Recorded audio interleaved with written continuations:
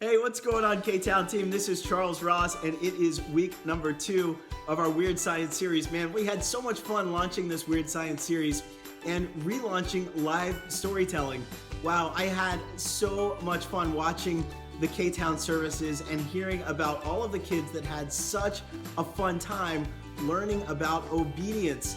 Whoa, like where else can you go other than NLC Kids to learn about obedience and have fun while doing it? Well, it's all because of you guys, so I wanted to send a special thank you to everyone that hosted, story told, ran productions, small group leaders, coaches, everybody, worship team. You guys are amazing. Like I said, it's week number 2, and we are in a series called Just Add Water. Well, you'll get a sense for why it's called Just Add Water in our large group experience. But first, we are going to be exploring Genesis chapters 6 through 8, the story of Noah. Now, Noah was an individual who was called a righteous man of God, an obedient man.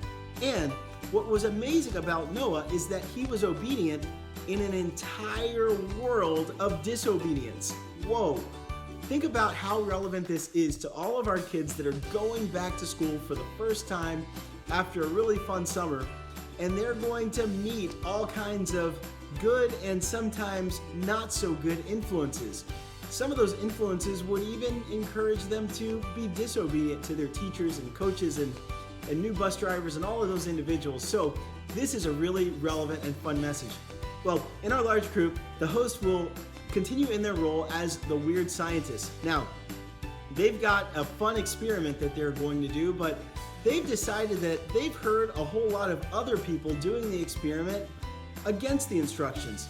And instead of adding dry ice to the water, they've decided they're going to follow some other people that want to add the dry ice to bubbles.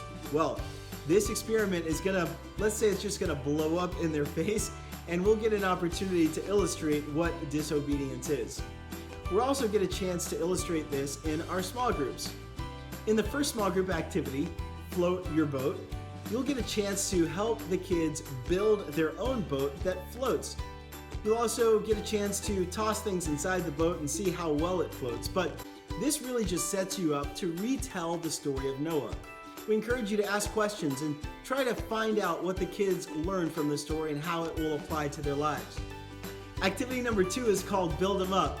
And in this activity, you'll have your small group broken out into groups of 2. One child will build a tower of blocks while the other one will try to break down that tower with ping pong balls. The whole idea behind this is that while one individual is building a tower of obedience, the other one tries to destroy it. This gives us a chance to explore how challenging it is to stay obedient and build that obedience tower even when others are distracting us. But it's always worth it. Why? Because when we trust our leaders, they're able to look out for us because God has placed good leaders over us. Activity number 3 is a fun memory verse activity, and it's called Show Me the Verse. In this activity, you'll give the kids ping pong balls, and they'll be trying to throw those balls into little muffin tins. Well, the whole idea is a new word of the verse is revealed every time they get one of those balls into the muffin tin. And this is just a fun way to re-illustrate and help build their memory muscles of the memory verse. That memory verse comes from Hebrews chapter 13, verse 17, and it says, "Trust in your leaders. Put yourselves under their authority. Do this because they watch out for you." Hey, we're also so excited because it's Move Up Weekend. You're going to have some second graders that will graduate into Studio K, and we know you guys are going to miss them as small group leaders.